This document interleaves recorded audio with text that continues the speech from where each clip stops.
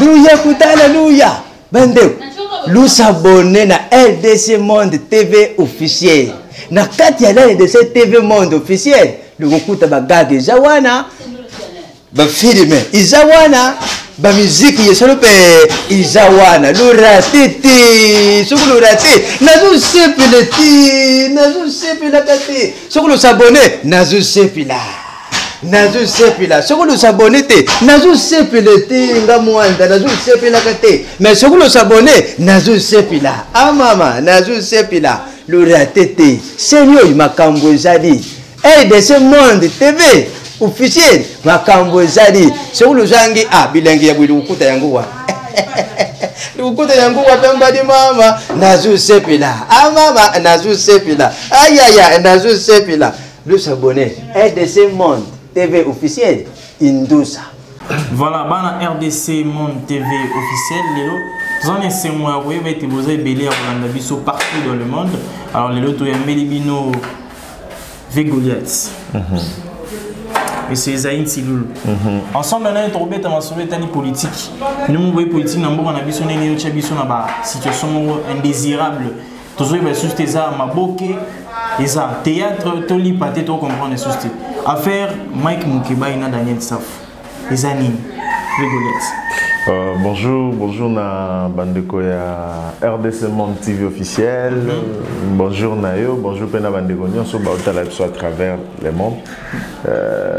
C'est une tristesse quoi, une triste réalité au tout monde lelo na mboka parce que quand on voit des gens qui doivent être appelés des élites ou que nous appelons entre guillemets des élites, des honorables, bakiti si débat na c'est-à-dire na assez.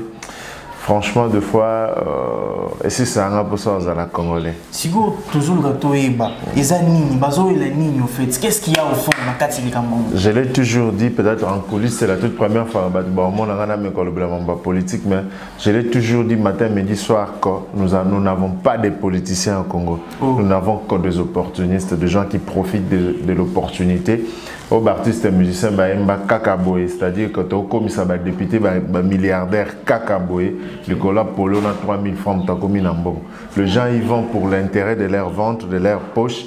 Ils ont un passeport diplomatique, ils ont un droit à vivre dans les frais généraux, c'est-à-dire qu'il y a une immunité parlementaire. Petite mon quartier, on a député, il faut un car. On a car un député dans la garde. Ce qui peut dans le quartier, avec Baki Ogonos, vraiment chéri mon bien, au tête Tembesco, on a facilité en Yatisofim. Avec Bigata Babomi au Koufi, on ne le souhaite pas parce que nous avons moni mais au Koufi, avant Bakangae, il faut nous Assemblée nationale, provinciale, l'Assemblée là, immunité. On peut négocier petit peu. On peut normal et puis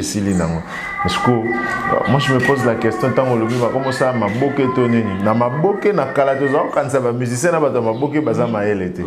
Mais les lots je commence à comprendre que on dirait politique et s'il ça va tout maël parce que s'il ne faut citer que le nom de Daniel Saf, c'est un assistant. C'est un professeur ou assistant on a invité. On a des grandes personnalités dans un monde pédagogique, mais ce qui comme une politique et les maïs les niais. Mais ça bateau batanga marambo télécommunication, ba on y balé. Siko, herba ou communiquer ba blo na na TV partout dans les réseaux sociaux. Na sala bongo. Imagine baoteka ya mboka na biso. Baoteka image ya bassesse, baoteka image ya désolidarisation, baoteka image ya haine, baoteka image ya enfantillage, baoteka image ya niveau ya nzala batu bazana ngo. Toujours on a du côté na dépend ndenge bandaki. Olobi que non, les amis mingi pona moi lokasa, moi immunité, moi nini, moi diplomatique, passeport diplomatique, mais Mukeba azana député, asimba emike, ça faut pas ça na wa emike, asimba ngo, mais ba oela sko nini po mamambo ngote na mutamutana elo nazo. Tala moni ngano ta soto telemi boso bazu biso na makoloti na mitu ba comprendre que toi na décalage à taille. C'est de la même manière que Pekunia. Et c'est le plus fort qui gagne. Verdi. Moto aza na mbongo makasi ndeye mto gagner. Ce problème eza ba noko ana ba simba miki oui, mais ba kutani ce qu'on a mufuku o eleki miki na bango. Kutani na ngosko tango ba telo ya ngoso za maîtrise t'es pas au craquer. Tu craques au seul magamo ya yo moga, c'est ça le vrai problème. Parce que suite ça magamo yo ces années parce que tout la évolution na mo yo komi ba injure, komi ba attaque personnelle au kota tina magamo itali ndako. Tango na ebisaka batu ko on n'a pas de politiciens, on a des opportunistes batu batela nga tembi. Voilà, je suis poisson. Donc, je suis un homme de Dieu na Congo. Tu as des profiteurs, des abuseurs, des soeurs, des abuseurs, des poches, des finances, parce qu'ils sont pasteurs.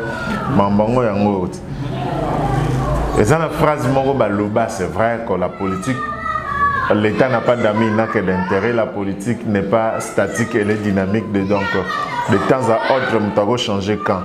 Mais ce qu'il y a biso dynamique, il y a biso na Congo, ça devient de la sorcellerie, bassesse na niveau mongoata na musique na monangote. Parce que je trouve mal un artiste musicien et ça la route peut souter bafinga souter mais aujourd'hui on retrouve Mike Mukeba na Lamuka le matin.